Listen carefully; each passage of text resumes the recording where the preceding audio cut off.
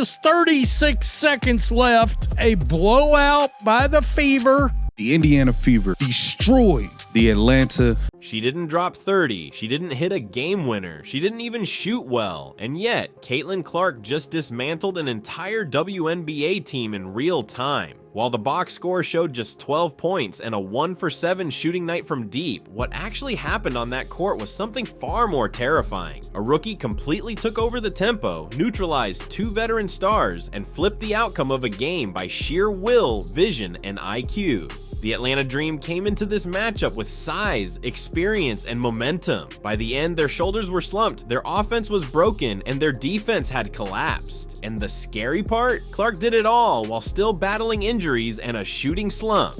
Jordan Canada in the first half was cooking for the Dream, and that's really what changed the game. Is how many what did she have? 6 threes in the first half. She's a 21% three-point shooter. I'm glad the Fever and Stephanie White didn't overreact. What she pulled off in the second half wasn't just a comeback, it was a statement, a warning, a tactical masterclass disguised as a box score footnote. Because when Caitlin Clark is allowed to be Caitlin Clark, the entire league has a problem. And if you think this was just about one game, think again, because what happened next should terrify every coach in the WNBA. The first half belonged to Atlanta, and not just on the scoreboard. Every possession told the story of a team that looked faster, stronger, and more locked in. Jordan Canada was a blur, torching Indiana's defense from all angles. By halftime, she had already dropped 26 points, draining 6 threes, and making it look effortless. And they locked her down in the second half. She only had 4 points. We've been screaming this when they were running up and down the court and Caitlin's making those long passes to various people under the basket. They just start racking up points. She was a nightmare matchup. Caitlin Clark, barely a factor. She struggled to find a rhythm, was stuck off ball for long stretches, and didn't look like herself. Fans watching at home saw what they thought was just another off night for the rookie. Commentators began speculating whether the hype was finally cooling off. Critics online didn't hold back. Why isn't she scoring? She's being exposed. The Fever trailed by double digits, and the momentum was firmly in Atlanta's hands. And it wasn't just Canada. With Brittney Griner towering inside and the Dream's frontcourt crashing the boards, Indiana looked completely outmatched. Their defense was flat, their communication was scattered, every offensive possession felt forced and rushed. Even Caitlin, who's known for her composure, seemed just slightly off, hesitant, reactive, uncomfortable. But then something changed. Caitlin Clark was like plus 18 in the second half. She was plus 18 in the second half. 59 points. We had Caitlin Clark locking down Jordan Canada.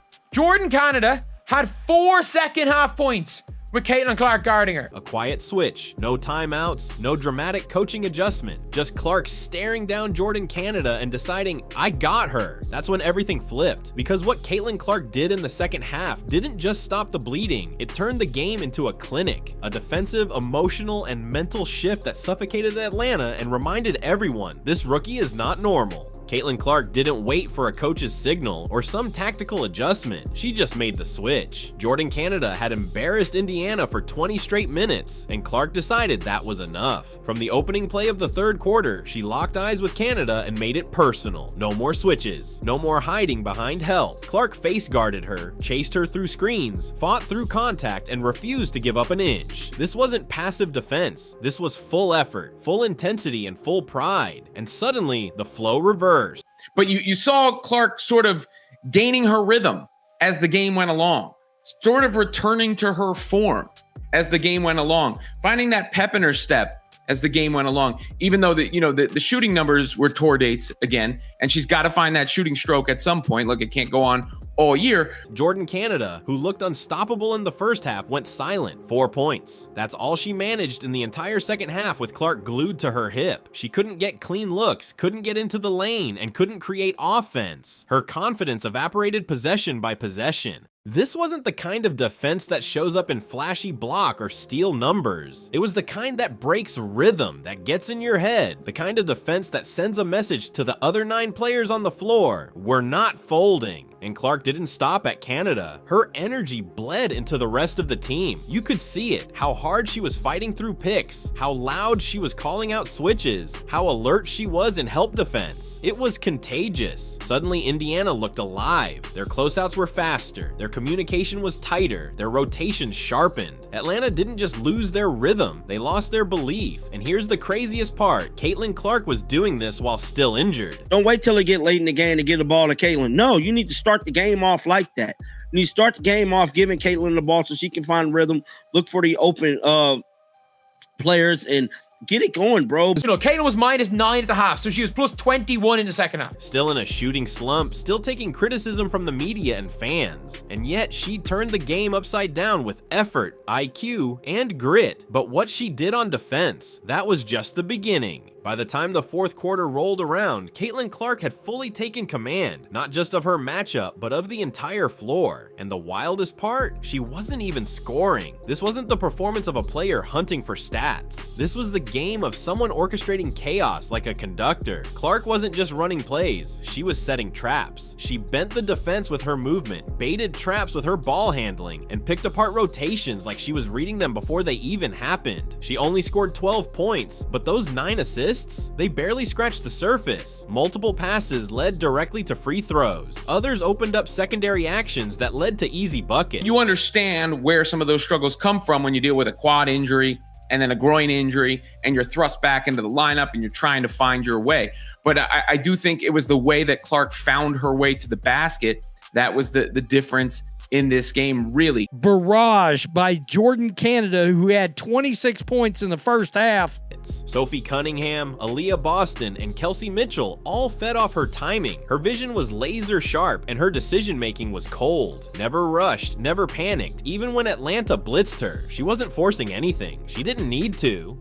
At one point, Clark was dictating possessions without even touching the ball. She'd space wide, cut hard, set ghost screens, and force defenders to react to her gravity. That created open looks. Cutters found space, shooters found rhythm, and the Fever offense finally started to hum. The entire team elevated because Caitlin did what few players can. She controlled the tempo, the spacing, the energy, without needing to fill the stat sheet. It's easy to miss when you're staring at box scores. But to anyone watching closely, one thing was clear. Caitlin Clark had flipped the entire momentum of the game, not with buckets, but with brilliance. And she wasn't done, because the next person on her list was Brittney Griner. Brittney Griner wasn't just another name on the Dreams roster. She was supposed to be the nightmare matchup, the 6'9" Olympian who could anchor the paint, dominate the boards, and overwhelm a smaller Indiana team. This was the matchup Atlanta was counting on to tilt the game in their favor. But instead of dominating, Griner disappeared, and what's insane is that Caitlin Clark didn't even have to go at her directly. She didn't challenge her at the rim over and over. She didn't try to poster her or outmuscle her in the paint. She outsmarted her. Clark weaponized tempo and spacing like a veteran point guard. Every time she touched the ball, Atlanta's interior collapsed just a little more. She'd push the pace in transition, catching Griner still jogging back on defense. She'd run quick pick and rolls with Aaliyah Boston, forcing Griner to make impossible decisions. Hedge, drop, switch, none of it worked.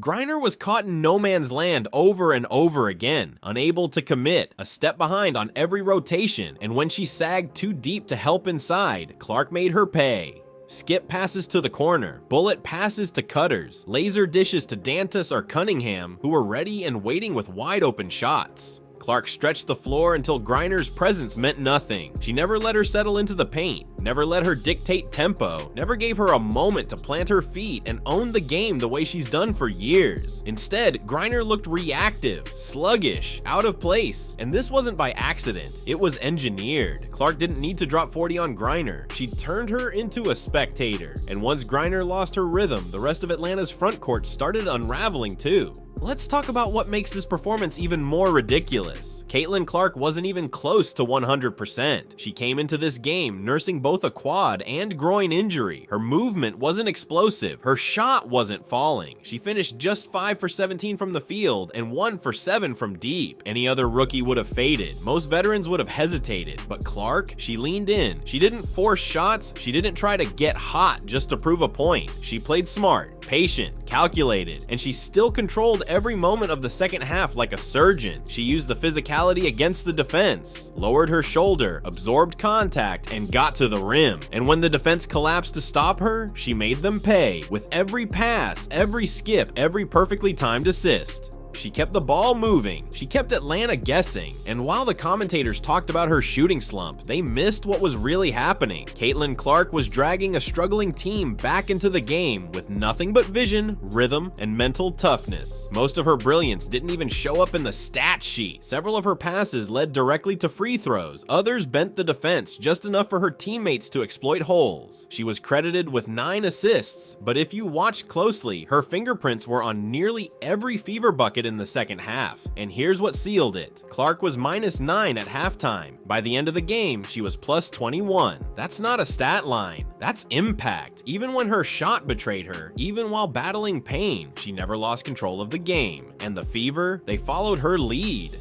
What happened in the second half wasn't just a comeback, it was a full-blown transformation. The Indiana Fever, who looked flat, confused, and overwhelmed in the first 2 quarters, came out of the locker room like a different team, and the catalyst was obvious. Caitlin Clark didn't just play better, she lifted everyone with her. With her guarding Jordan Canada, Atlanta's offense stalled, but it didn't stop there. Her energy on defense became contagious. Rotations tightened, communication sharpened. Suddenly, Indiana's defense looked alive, fighting through screens, closing out on shooters, protecting the paint like they had something to prove. On offense, the ball started moving faster. Every Fever possession had purpose. Clark wasn't dominating the scoring column, but she was dominating the tempo. The team played through her, not with isolation, but with constant motion, passing, and spacing. It looked like a system that actually made sense, and it all stemmed from one person. Caitlin didn't just make plays, she created opportunities. She'd draw a trap, then snap a pass to the weak side. She'd run a 2-man action with Aaliyah Boston, then flip a pocket pass in rhythm. She bent the defense so hard that even when she didn't touch the ball, Atlanta was reacting to her. The result, a 59-36 scoring advantage in the second half. The Fever, who had been sleepwalking through the first 20 minutes, exploded. Sophie Cunningham started knocking down threes. Dantas spread the floor and cashed in on wide open looks. Kelsey Mitchell turned into a downhill problem. Aaliyah Boston found easy paint touches, and every one of them had one thing in common. Clark had set the table. By the fourth quarter, the Fever weren't just winning, they were punishing the dream. This wasn't a shootout, it was a dismantling, and it started the moment Caitlin Clark took control. But what makes this even more frustrating for critics? Even after all of that, they still didn't get it. Even after the Fever dropped nearly 100 points and dismantled a playoff contending team, the same tired narrative crept in. She only scored 12 points. Is she in a slump? Why isn't she taking over more? But here's what those critics are missing. Caitlin Clark already did take over, just not in the way they're used to seeing. This isn't about highlight reels or step back threes. This isn't about dropping 40 to prove she belongs. This is a player who understands that true control doesn't always show up on SportsCenter. It shows up in the way a defense bends every time she touches the ball, in how her teammates suddenly start hitting shots, in how the pace of the game accelerates the moment she calls for the outlet. She didn't dominate the dream by scoring. She dominated them by making every possession harder for them and easier for her team. While the world obsessed over her shooting percentage, she was breaking Atlanta's entire defensive scheme apart, pass by pass, cut by cut.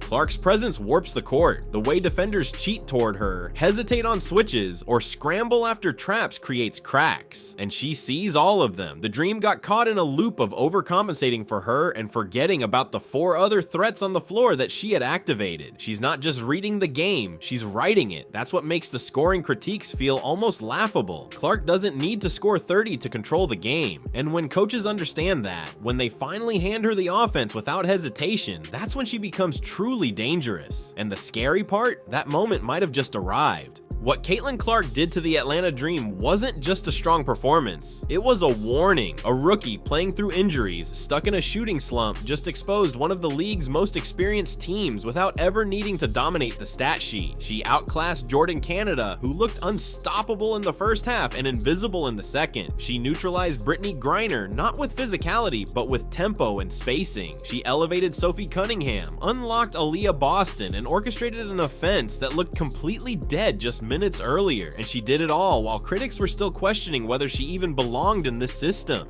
That's the part that should concern every team in the league, because Clark isn't just playing within the system anymore. She's quietly becoming the system. When she touches the ball, the game changes, the team changes, the outcome changes. So when Atlanta walked off the court that night, after giving up 99 points, after their stars were shut down, after their paint protection collapsed, it wasn't just a loss, it was a message from Caitlin Clark. If I can do this while injured and doubted, imagine what happens when you finally let me run everything. This wasn't just a win, it was a warning. Caitlin Clark didn't need 30 points or flashy highlights to dominate. She controlled the pace, shut down the league's hottest scorer, and turned a struggling team into a machine. While critics questioned her shot, she was out there rewriting the entire flow of the game. Defense, tempo, spacing, it all ran through her. She didn't just play within the system, she became the system. If you believe Caitlin Clark deserves the keys full time, drop a 100 in the comments, and hit like and subscribe, because what's coming next might just change the entire league.